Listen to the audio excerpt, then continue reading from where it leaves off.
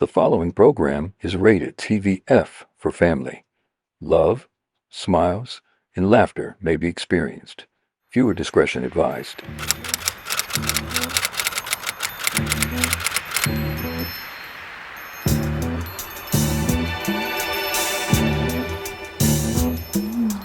Trashman didn't get my trash today. Oh, why? Because they want more pay.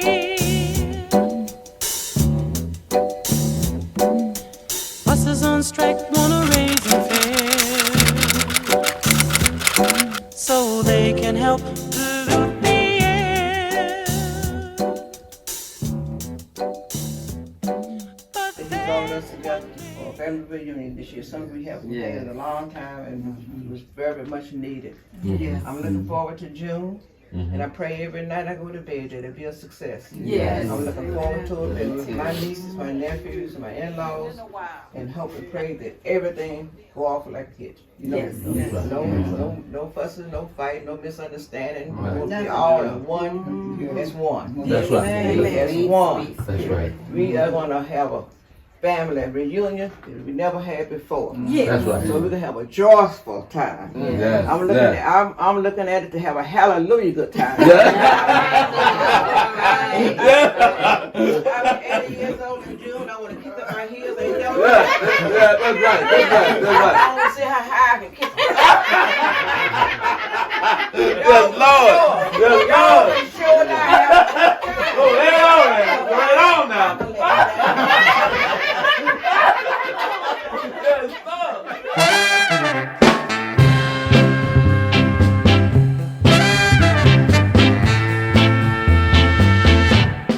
I want security, yeah. Without it, I'm at a great loss.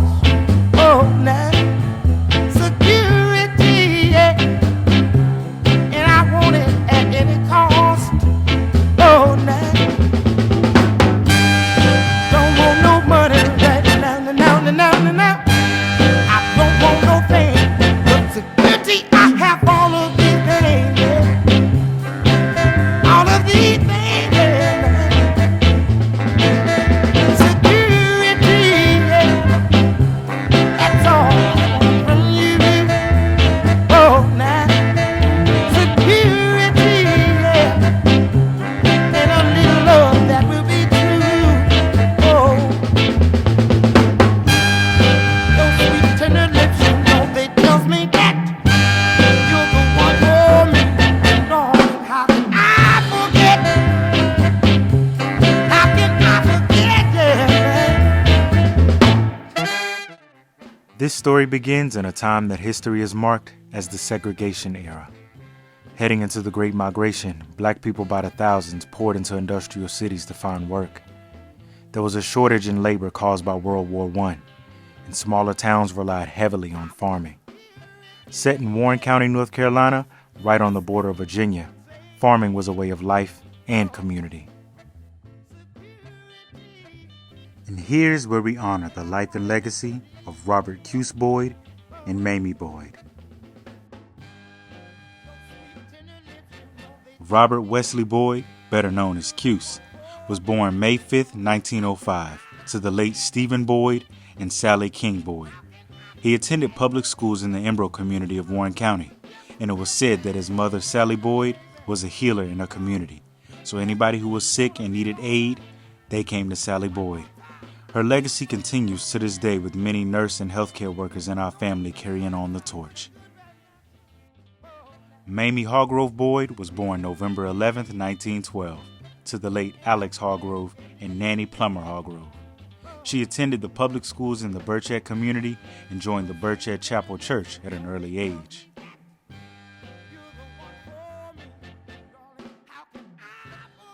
As a teenager, she met the love of her life at a community baseball game.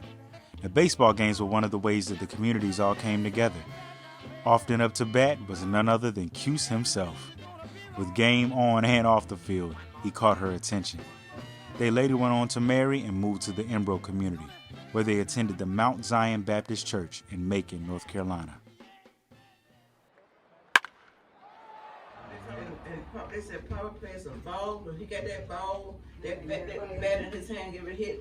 Oh, boy is on him. Move back, move back. So they knew nigga knock it out of the palm. All right. With that left hand. He walked up to the bed and said, "Who let the bat?" They said, "Robert Boyd." Oh, they said, "Oh, we can go in, you know, kind of close, come in close to the base." And somebody said, "No, that's Cuse." everybody knows about Cuse. They didn't know Robert Boyd. Okay, let's move back. Let's move back.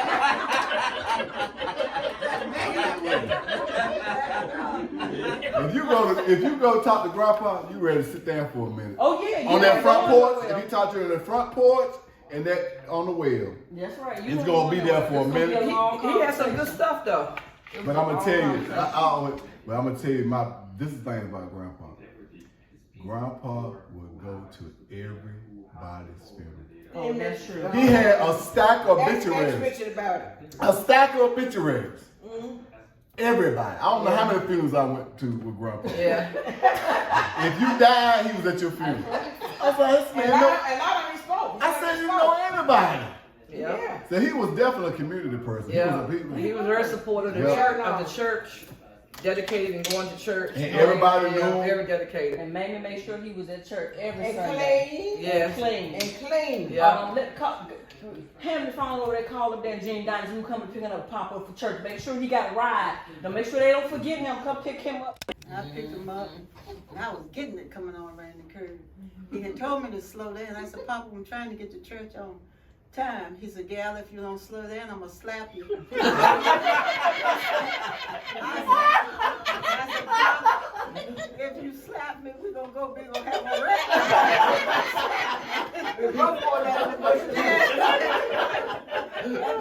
That's right, he meant for me to slow down. I'm gonna kill him. You know, he need to come down here and say something because right before he married me, Grandpa told him, if you do anything to that gal, if you do anything to hurt that gal, and hurt that gal's feelings, you see this stick right here? I'm gonna take this stick and I'm gonna go upside your head with it. He meant that. Now Neil should have been down here telling that story. He sat Neil down on the well. Hey, sit down here, son. Let me talk to you for a minute. Now let me tell you something. If you do anything to that gal, or you do anything to hurt that gal, boy, you see this stick right here? I'm gonna take this stick right here and I'm going upside your head with it. Neil said, yes, Neil said, yes, sir. Yes, sir. We're sitting here beside the famous well. There's so much history here. When I was, forget how old I was, but my grandfather, I came in from Ohio, and my grandfather said, well, it was real hot outside, and he says, I was just sweating. He said, Jimmy, I'm gonna get you some water. So I didn't think much of it until he gave me some of this well water. The whole bucket turning frosted when the water came out of the bucket water, and how even the dipper was frosted. And as nice nasty as I am now, didn't mind drinking behind my cousins, my grandfather who had snuff in his mouth and all that stuff. And we would just share that dipper, but the water was divine. It was so refreshing, and I haven't had that experience since. It was just so pure. I mean, it was like nothing I ever seen before. And then, you know, he told me, he said, don't drink it real fast because you're hot. You know, sip it. And sure enough, the moment that it hit my lips, it kind of shivered me because it was chilled in a way that I have never drunk anything like that before in my life.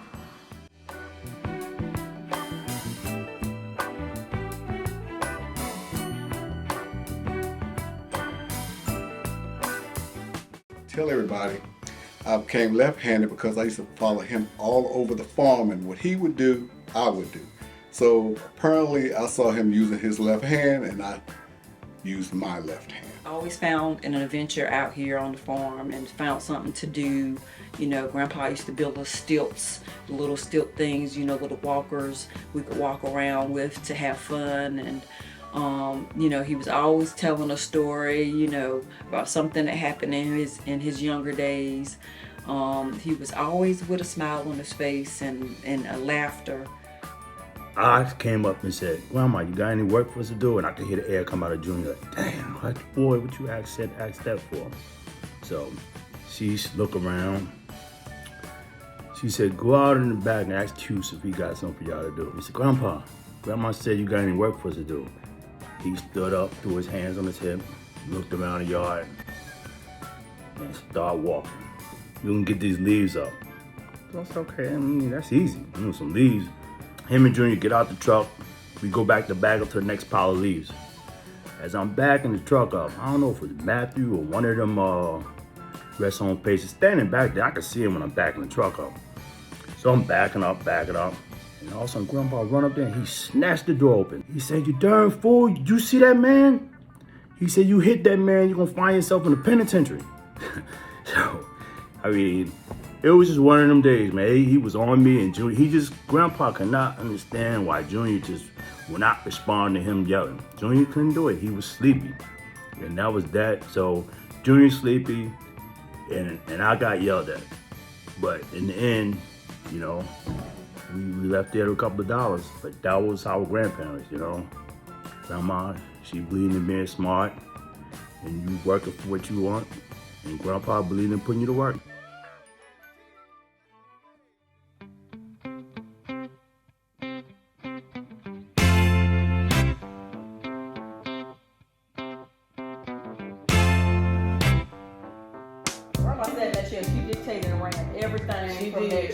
I'm writing and doing the write-up. She was is conductor.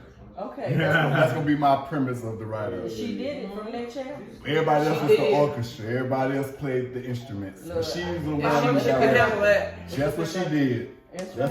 And I love that about her. You know, she took control of her environment, and she ran it. She ran it well. She ran it well from her position that she was seated in. She ran it well, and I just admire her from that, you know. It was amazing the things that she could do, and make a meal out of something that you wouldn't think that you could make a meal out of, and made it taste wonderful. The butter, the herbs, and all that stuff. She, you know, contributed, used to do all that kind of stuff. I remember that, you know, ice cream. I used to come home, the pig, get off the bus, the pig is in the blanket. You know, she used to make those and the little biscuits she used to make for me. I've worked all week, and on Saturday morning, 6 o'clock, that phone will ring. And I want you to get up and go to get my money from the tenants and everything. I said, Grandma, I done worked all week. I'm tired. I need to rest. I'm up. Everybody needs to be up. She meant it. She was woke. Everybody else. Yeah, and see, that's the way her mind was going. But see, to have a mind like that, she was a godsend. You have to know the Lord for Him to give you these visions. And when He gave her the vision, He started with the rest home over here and everything, tending to old folks, but really it didn't start at the rest home. It started in this house, keeping the elderly people in the house. Mamie Boyd had a very special place in her heart for the elderly and kept many of them in the comforts of her own home. This motivated her to build the very first family care home in Warren County in 1962, where she continued to give tender loving care to the elderly. With her faith in God, she was able to open the second home for the aged in 1972 to continue caring for the aged and disabled. And to this day, Boyd's Rest Home is the oldest family care facility in the entire state of North Carolina.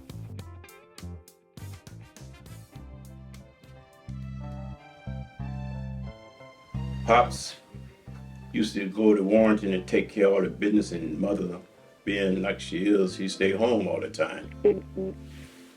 So she sent Pops to Warrington to talk to this social worker, Ms. Reen, and had tried to get some information about opening up the rest home.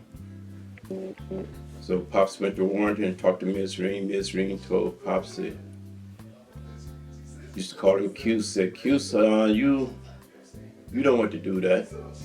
There's no sense in trying to open up a rest home because it can't be done. And what you need to do is go back home and roll up your sleeves and go to work.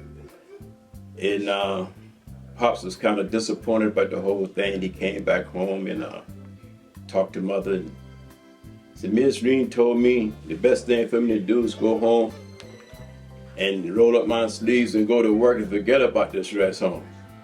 And he said, Dick, Brenda, that's what I'm gonna do. And he was kind of pissed off about the whole thing. So Mother said, no, the buck don't stop here. We got to continue with this. So she kept working with it, and she finally got it done.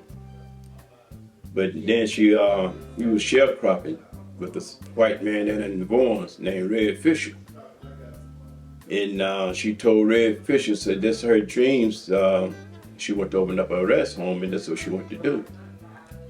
And told him that could be the last year that we're gonna farm with you, doing sharecropping with you. And Red Fisher said, you can open up a rest home. He said, who wanted to take care of them half-dead people? You know? So you need to stay here and farm with me. She said, no, I made up my mind. That's what I want to do, and that's what I'm gonna do. That's what the Lord lead me to do, to open up a rest home. And so, back in 1962, that's what happened. She put plans together and got the construction going on, and she's building her first rest home. And here you can see an actual picture of the original homestead, stamped in time. The farm with its original structures, the home house on the bottom right, and both homes for the aged on the left. That's your money shot. Yeah, it is. Man, you can reminisce. You probably found where that mule was turning around.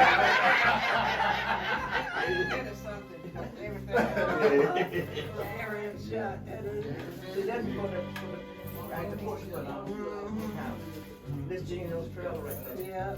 Like Ann was saying, with her and Al here together, and Al's vision too, of he want to keep the place up, you know, and don't let it fall down. Mamie and Cuse would be very proud of you. They were very proud of you because, you know, what they have wanted to do to keep things maintained. You're doing exactly what they wanted. All in all, the power couple Robert and Mamie Boyd engaged in farming and were the managing partners and founders of Boyd's Rest Home Incorporated. They loved their community and aided anyone who needed help in any way that they could. Together as loving and devoting parents, they instilled in their children and grandchildren Christian values and great work ethics. They were both pioneers and conductors of life, leading an orchestra of many. Together they were bigger than life and touched so many individuals. They were truly one of a kind.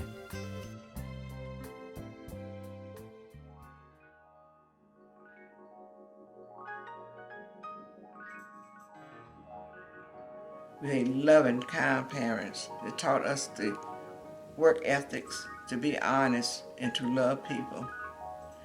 And I really miss my mother and father because I had a beautiful childhood. I am so proud to say that Mamie and Robert, I don't know about Cuse, was my parents. And right today, I'm still proud of them. And see, in this family, I'm the 7th son and the 13th child out of 14 of us. So I'm blessed to be here. And I'm so thankful, so grateful to be a part of the Boyd legacy. I am so thankful, so grateful. They're looking, listening. I just want to thank them for everything they've done and, you know, everything they've built for our generations to come. Wake up all the teachers, time to teach a new way. maybe then they'll listen to what you have to say. 'Cause they're the ones who's coming up, and the world is in their hands. When you teach the children, teach them the very best you can. The world won't get no better if we just let it be. Na na na na na na na. The world won't get no better. We gotta change it now, just you and me.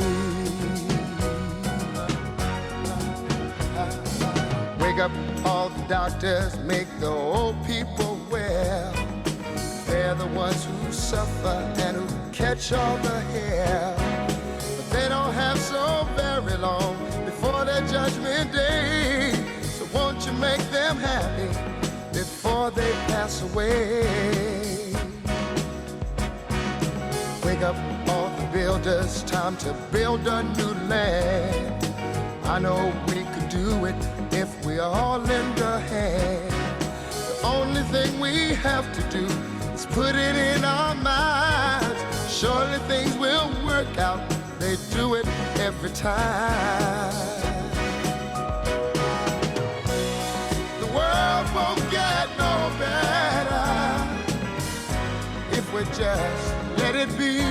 Na, na, na, na, na, na, na, na. The world won't get no better. We gotta change it now, just you and me. Yeah. Change it, yeah, just you and me. Change it, yeah, change it. Can't do it alone, can't do it alone. Need some help, y'all, can't do it alone.